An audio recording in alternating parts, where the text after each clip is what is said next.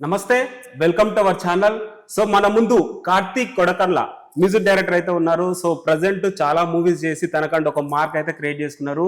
And ఈ మధ్య కాలంలో కొంచెం కాంట్రవర్సీ కూడా వచ్చాడని చెప్పుకోవచ్చు. రీసెంట్ గా మంగ్లీ ఏదైతే మంగ్లీ ఇష్యూ కూడా గత 2-3 వారాల నుంచి 150 కోట్లు స్కామ్ అనేసి కూడా తెగ వార్తలు అయితే వస్తున్నాయి.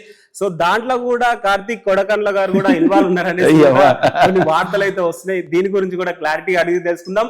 అండ్ మ్యూజిక్ డైరెక్టర్ గా చాలా సాంగ్స్ చేశారు, చాలా ఇట్టు సాంగ్స్ కూడా ఉన్నాయి. సో చాలా మందికి కార్తీక్ కొడకర్ల తెలియకపోవచ్చు కానీ పాటలు అయితే తెలుసు. సో ఒకసారి అయితే ఆ పాటలు అండ్ మంగ్లీ ఇష్యూ గురించి కూడా అడిగి తెలుసుకుందాం. So hi bro. నమస్తే. హాయ్. ఎలా ఉన్నారు? పాటల గురించి అయితే చెప్తా కానీ మంగ్లీ ఎందుకప్ప ఇప్పటికే చాలా రీసెంట్ గా చూస్తున్నాం కదా, చాలా ఛానల్స్ లలో దాని గురించి కూడా మాట్లాడుతున్నారు. అంటే ఒకటి ఏంటంటే మనకు అది తప్పు ఒప్పు తెలియనప్పుడు మనం మాట్లాడడం కరెక్ట్ కాదు. అంటే ఇన్వెస్టిగేట్ చేయడానికి చాలా ఏజెన్సీస్ ఉన్నాయి, ఇవన్నీ ఉన్నాయి. వాళ్ళ పని మనం చేస్తే మన పని వాళ్ళు చేస్తారు. Okay. And Subbu Mangli friends వాళ్ళని కలిపింది కూడా మీరే అనేసి కూడా ఫ్రెండ్స్. అదే అబ్బా, ఇప్పుడు ఎట్లా అంటే తను ఏదో ఒక ఈ ఇష్యూ తన దగ్గరకు వచ్చింది, సుబ్బు గారి దగ్గరికి. అది ఇంతవరకు నిజమో తెలుసుకుందాం అని చెప్పి ఒక అడ్వకేట్గా తను అడిగితే నేను కాలు కలిపా. అంతవరకే. మనకు పాపం తను కూడా మంగళూరు చాలా బాధపడుతుంది తన మీద ఇవన్నీ కాంట్రవర్సీస్ వచ్చేసరికి. అంటే మనకు ఇప్పుడు ఇన్ కేసు ఇదంతా అబద్ధమైందనుకో, ఇప్పుడు ఆయన బదనామైనట్టే కదా. నిజమైతే అది వేరు, కానీ అంటే మనకు తప్పు ఒప్పు తెలియదు మనం మాట్లాడడం కరెక్ట్ కాదు. ఇప్పుడు యాజ్ ఏ ఫిలింకి ఇప్పుడు సినిమాల గురించి మాట్లాడితే, మ్యూజిక్ గురించి మాట్లాడితే, నాకు వచ్చిన అవార్డ్స్, రివార్డ్స్, పాటలు, దాని గురించి అంటే ఎంతసేపు అయినా మనం హ్యాపీగా మాట్లాడుకోవచ్చు. సో నిజంగా ఇది ఒక దురదృష్టం అని చెప్పుకోవచ్చు. ఎందుకంటే బాధితుల తరపు నుంచి మనం ఆలోచించినట్టయితే బాధితులు కూడా దళిత బిడ్డలు ఉన్నారు, గిరిజన బిడ్డలు ఉన్నారు. సో వాళ్ళు కూడా చాలా డబ్బు ఇన్వెస్ట్ చేశారంట. సో ఏదైతే మంగ్లీ గారు బ్రదరు అండ్ మధు అంట, సో వాళ్ళకి డబ్బులు ఇవ్వడం అది ఒక దురదృష్టం అని చెప్పుకోవచ్చు. మంగ్లీ గారు ఇన్వాల్వ్ ఉన్నారా లేరా అనేది కూడా చాలా క్వశ్చన్స్ వస్తున్నాయి. సో ఓవరాల్ గా మీరు ఏం చెప్తారు? అంటే మనకు అది అదే అండి, బాధితులకు డెఫినెట్గా న్యాయం జరగాలి. ఎవరికైతే దీన్ని అంటే మోసం చేసిన వాళ్ళకి శిక్ష పడాలి. కానీ బట్ దీంట్లో ఎవరెవరు ఇన్వాల్వ్మెంట్ ఉంది అనేది మనకు అది ఇన్వెస్టిగేట్ చేస్తే మనం చెప్పలేం. మనం ఏం జడ్జిలం కాదు, లేకపోతే మనం వెళ్ళి తొంగి చూడలేదు కదా. ఇప్పుడు నాకు మీరు ఒక వ్యక్తిగా బయట పరిచయం ఉండొచ్చు, కానీ మీ లోపల మీ మనస్తత్వం ఏందో నాకు తెలియదు కదా.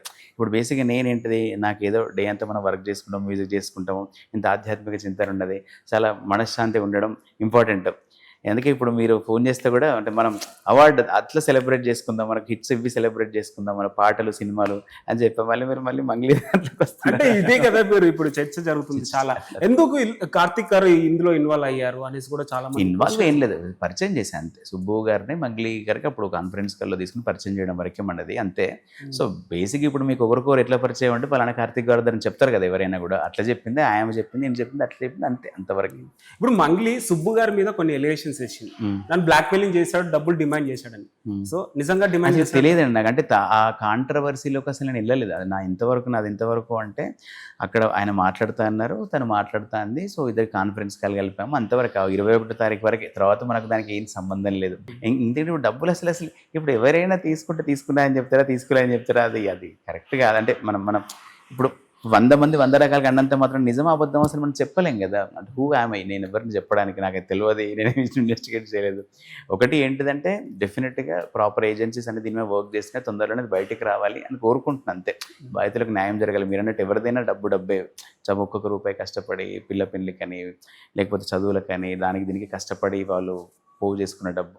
సో దానికి డెఫినెట్గా, ఎందుకంటే ఇప్పుడు నేను హ్యాపీగా ఇప్పుడు నేను మ్యూజిక్ రంగంలోకి అంచెలంచెలుగా ఎదిగి ఈ స్థాయికి వచ్చినా అంటే దానికి కారణం చాలామంది కష్టము, చాలామంది ఆడియన్స్ అంటే నమ్మి నా పాటలు విని నన్ను ఎంకరేజ్ చేసేందుకు చేశారు. సో ఈ ఆడియన్స్, ఇప్పుడు ఏదైతే ఆడియన్స్ వల్ల నేను ఇట్లా వచ్చిందో, ఈ ఆడియన్స్లో కూడా కొంతమంది బాధితులు ఉంటారు కదా. సో డెఫినెట్గా వాళ్ళ వల్ల నేను పైకి వచ్చినప్పుడు వాళ్ళ కష్టాన్ని కూడా నేను నాది కష్టంలాగా నేను భావించి ఏ ఇంటర్వ్యూకి వెళ్ళినా కూడా వాళ్ళకి న్యాయం జరగాలి, వాళ్ళు మంచిగా ఉండాలని నేను కోరుకుంటున్నాను. ఎందుకంటే ఇప్పుడు మేము ఇండస్ట్రీలో ఇంత ఎదుగుతున్నాము, మాకు ఇన్ని అవార్డ్స్, రివార్డ్స్ వస్తున్నాయి, మాకు ఇంత పేరు ప్రఖ్యాతులు వస్తున్నాయి, ఇంత తింటున్నాం బికాస్ ఆఫ్ ఆడియన్స్ వల్లనే మేము ఈ స్థాయిలో. ఇంకోటి కార్తీక్ గారు, మీరు ఏదైతే మంగ్లీ గారికి, సుబ్బు గారికి మీరు క్లోజ్ ఫ్రెండ్స్ అని మీరు అంటున్నారు. మంగ్లీ గారు రీసెంట్ గా ఒక వీడియో వదలడం జరిగింది, ప్రెస్ మీట్ పెట్టడం జరిగింది. తన తమ్ముడికి సంబంధం లేదని చెప్పారు. మధు ఓరు, ఏమకాంత్ ఓరు అనేసి కూడా క్వశ్చన్ చేస్తుంది. నిజంగా సంబంధం లేకపోతే బాధితుల దగ్గర విత్ ప్రూఫ్ ఫోటోస్ తో చూపిస్తున్నారు. సో మీరు ఎవరికి మద్దతు ఇస్తారంటారు? అసలు అదే అంటున్నా నేను. అంటే అదే అంటే ఇప్పుడు నాకు అసలు ఫస్ట్ థింగ్ వీళ్ళ పేర్లు ఎవరో నాకు నిజంగా తెలవదు. అంటే నేను ఎప్పుడు వాళ్ళతో మాట్లాడలేదు, వాళ్ళతో కలిసి ఛాయ్ తాగలేదు. కానీ వాళ్ళని మీలా నేను చూస్తున్నా. వాళ్ళని చూడని కూడా చూడలేదు నేను. సో ఇప్పుడు ఇక్కడ ఎవరు ఏంటంటే మనం డైలీ ఇప్పుడు నాతో పొద్దున్న డే అంతా నాతోనే ఉండి, పొద్దున్న సాయంత్రం దాకా నాతో నివసించిన నా ఇంట్లో అయితే నేను చెప్తానేమో కానీ వాళ్ళకి ప్రొఫెషనల్‌గా ఫ్రెండ్స్ అబ్బా అంతే. ఎందుకంటే మీరు ఫస్ట్ నుంచి జర్నీ అదే అంటున్నా. They are professional. ఇప్పుడు మీరు నన్ను ఇంటర్వ్యూకి పిలిచిన్లో మీరు వచ్చి ఇంటర్వ్యూ తీసుకున్నారు. అట్లనే వాళ్ళు సింగర్స్. వాళ్ళు వస్తారు, పాటలు పాడి వెళ్ళిపోతారు. అంతేగాని వాళ్ళ పర్సనల్ విషయాలు మనకి ఎట్లా తెలుస్తాయి తెలియదు కదా. ఇప్పుడు ఈయన డైరెక్టర్ ఉన్నాడు ఇక్కడ. ఈ డైరెక్టర్ ఏంటి, ఆయన సినిమాకు నన్ను అంటే నేను మ్యూజిక్ చేస్తా అయిపోతుంది. అంతవరకు ఈ డైరెక్టర్ పర్సనల్ సో పర్సనల్ తెలియదు అంటున్నావు, మీకు సంబంధం లేదంటున్నావు. అంతే. మధ్యలో మిమ్మల్ని ఎందుకు లాగిరు?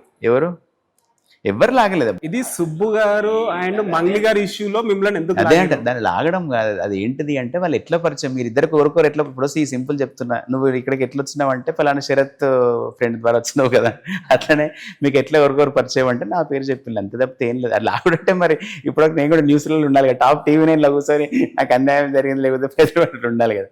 అది కాదు.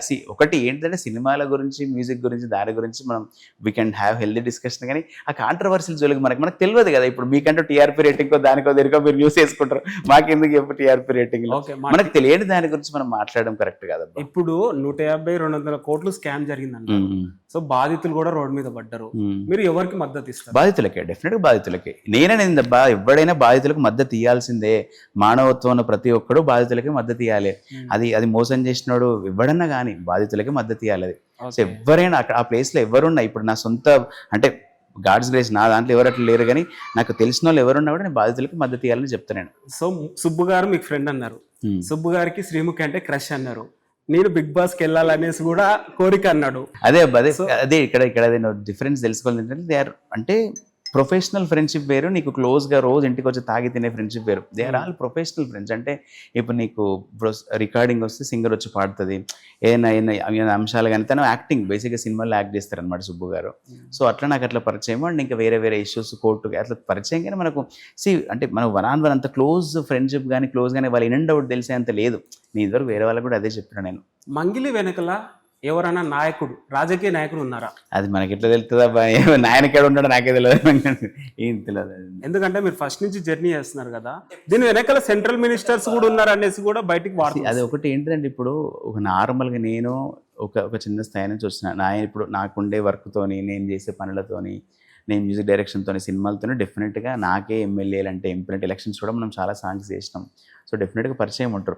అట్లాంటిది ఒక నేషనల్ లెవెల్లో తను పాడిన అమ్మాయికి నేషనల్ లెవెల్లో ఉన్న డెఫినెట్గా చాలామంది పరిచయస్తులు ఉంటారు. కానీ ఇటువంటి విషయాల్లో బ్యాకింగ్ అనేటోళ్ళు ఎవరు ఉండరు. ఎందుకంటే ఇప్పుడు ఒక తప్పు చేసినా కానీ మీద వేసుకొని ఉండేటోళ్ళు ఎవరు ఉంటారు? అట్లా ఏం ఉండదు. అంటే అదంతా అందుకే అంటే ఇట్ చాల్ కమ్ అది ఇన్వెస్టిగేషన్తో దాంతోనే బయటికి రావాలి. కానీ మీరు ఎంత లాగినా కూడా ఇదే ఉంది నా దగ్గర. నేను బంజారా బిడ్డని అని సింపతి కార్డు ప్లే చేస్తుందా ఆమె? అది తెలియదబ్బా నాకు. అంటే నేను ఒక సింగర్గా చూస్తే కానీ ఆమె ఏ క్యాస్ట్ ఏంది అనేది చూడు. ఇప్పుడు ఆయన క్యాస్ట్ నాకు తెలియదు, నా క్యాస్ట్ ఉందో మీకు తెలియదు. ఇక్కడ ఏంది ఇట్స్ టాలెంట్ ఉంటే మనం పాడించినాము. ఆమె కూడా టాలెంట్ ఉంది కాబట్టి అవకాశాలు వస్తున్నాయి. కానీ ఆమె క్యాస్ట్తో అవకాశాలు రాలేదు కదా, టాలెంట్ అంతే. మీకేమైనా బెదిరింపు కాల్స్ వచ్చాయా ఈ కేసులో? అసలు నేను ఏం చేసినా బెదిరింపు వస్తాయి అబ్బా. ఆ మంగ్లీ ఏంటంటే కార్తిక్ గారి ఫ్యామిలీ అందరినీ కొంచెం డ్రాగ్ చేస్తున్నారు, అది ఇది కొంచెం మీరు ఇంటర్వ్యూస్ అంటే నేను చాలా న్యూట్రల్గా మాట్లాడుతున్నామ్మా, వీళ్ళు అటు ఇటు రీఎడిట్ చేసి తమ్మునేల్స్ చేస్తున్నారు. అసలు నువ్వు తప్పు చేసినావు రైట్ చేసినప్పుడు నేనేవరిని ఇన్వెస్టిగేషన్స్ ఉంటాయి. వాళ్ళు ఏదో మనం ఫ్రెండ్స్ కాబట్టి ఏమైనా తెలిసేమో అని చెప్పి చిన్న ఆశతో వస్తున్నారు. వాళ్ళకి కూడా పాప అది ఉంటుంది కదా. అసలు నేను ఎప్పుడైనా గుర్తుపెట్టుకోండి, మీరు నా ఏ ఇంటర్వ్యూ అయినా నాకు అసలు క్లారిటీ లేని నేను ఏది మాట్లాడను. ఎందుకంటే అసలు దాని గురించి ఇన్వెస్టిగేట్ చేయడానికి చాలా ఏజెన్సీస్ ఉంటాయి, మనం ఎవరో మాట్లాడడానికి. ఓకే.